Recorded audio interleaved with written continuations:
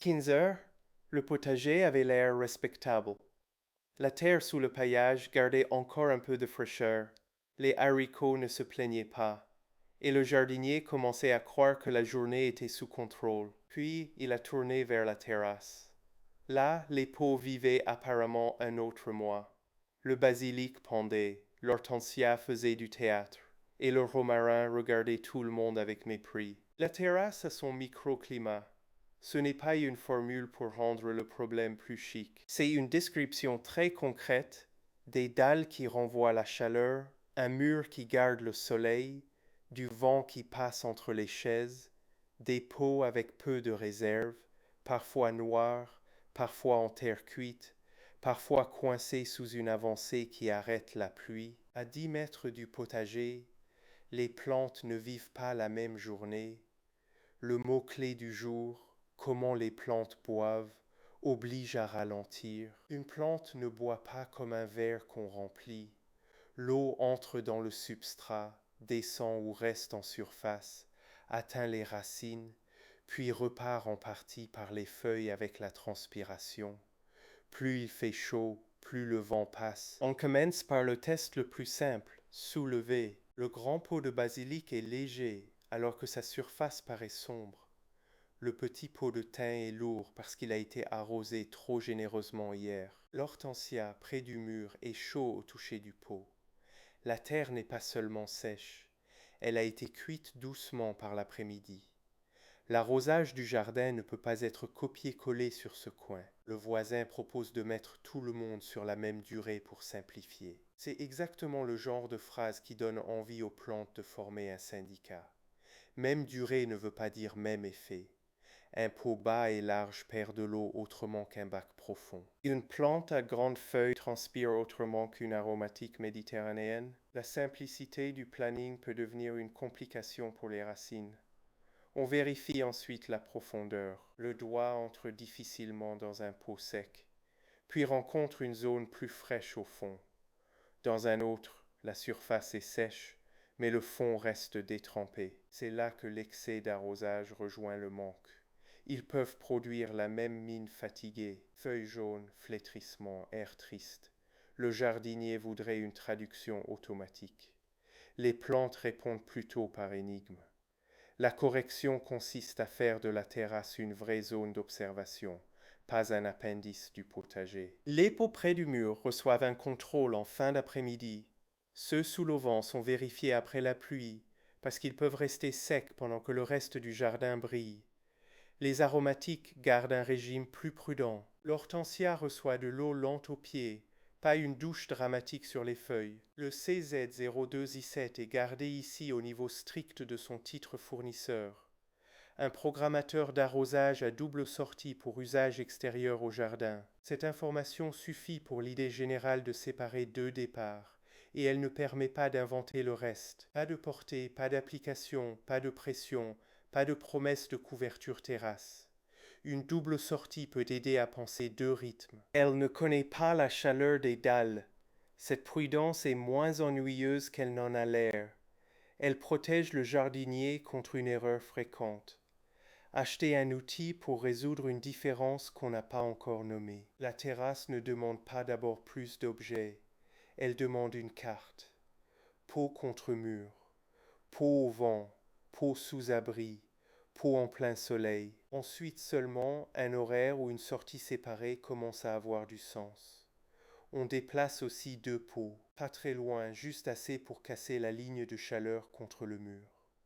Le basilic quitte la dalle la plus brûlante. L'hortensia reçoit une ombre légère aux heures dures. Le romaris presque où il est, parce qu'il semble apprécier de vivre comme une petite falaise. Tout le monde n'a pas besoin du même confort, et c'est précisément le travail du jardinier de ne pas confondre soin et uniformité. En fin de journée, on refait le tour. Les pots déplacés sont moins chauds. Le basilic a repris un peu de tenue. Le thym, lui, n'a pas été arrosé, ce qui représente la victoire discrète d'un jardinier qui a su ne pas aider. La surface de certains pots reste sèche, mais le poids dit d'attendre. Ailleurs, le poids dit d'intervenir. Le corps apprend plus vite que le calendrier. La page du carnet reçoit un nouveau titre, Terrasse, microclimat. Dessous, 4 sous-lignes. Mur chaud, vent, au vent, petit pot. Ce n'est pas une poésie de printemps, mais c'est une carte utile. La prochaine fois que le potager semblera satisfait, le jardinier ne supposera plus que la terrasse laisse aussi. Les dalles gardent leur propre opinion, surtout quand le soleil descend doucement, comme s'il n'avait rien fait. La leçon du jour tient dans une phrase. Une plante boit dans un lieu, pas dans une moyenne. Les moyennes arrangent les tableaux, rarement les racines. Un pot sur terrasse vit avec peu de réserve, beaucoup de surface chaude et des voisins minéraux qui lui renvoient l'après-midi. Lui donner le même programme que le potager, c'est lui raconter la météo de quelqu'un d'autre. Le soir, la terrasse paraît moins dramatique. Pas parfaite, mais moins théâtrale. Le jardinier range le carnet avec une satisfaction prudente. Demain, le vent changera peut-être, ou la pluie contournera l'auvent, ou un pot noir décidera encore de cuire sa propre terre. Très bien. Le microclimat a gagné son nom. À partir de maintenant, il devra passer par le carnet avant de ruiner le programme. Le lendemain, on fait une expérience presque enfantine. On pose 2 pots identiques sur la terrasse, l'un contre le mur, l'autre 1 mètre plus loin, dans une zone qui reçoit moins. Même plante, même volume, même arrosage court le matin. À midi, le premier pot est déjà tiède, le second beaucoup moins. À 16 heures, la différence de poids se sent dans la main. La terrasse vient de donner une leçon sans tableau ni thermomètre. Cette leçon oblige à regarder le contenant comme une partie du climat. Un pot noir n'est pas seulement un choix esthétique. Une terre cuite respire et sèche autrement qu'un plastique épais. Un petit volume pardonne moins qu'un grand bac. Quand on parle d'arrosage en profondeur sur une terrasse, on ne parle pas de faire descendre l'eau à 50 cm comme en pleine terre. On parle d'atteindre toute la motte sans laisser le fond devenir une cave humide. On vérifie les trous de drainage parce que le mot drainage revient souvent trop tard. Sous un pot, une racine et un morceau de vieille feuille ralentissent la sortie. Dans un autre, la soucoupe garde l'eau contre le fond. La plante du dessus paraît assoiffée à cause de la chaleur, tandis que le bas du pot reste trop humide. Voilà comment l'excès d'arrosage et le manque apparent signent le même tableau.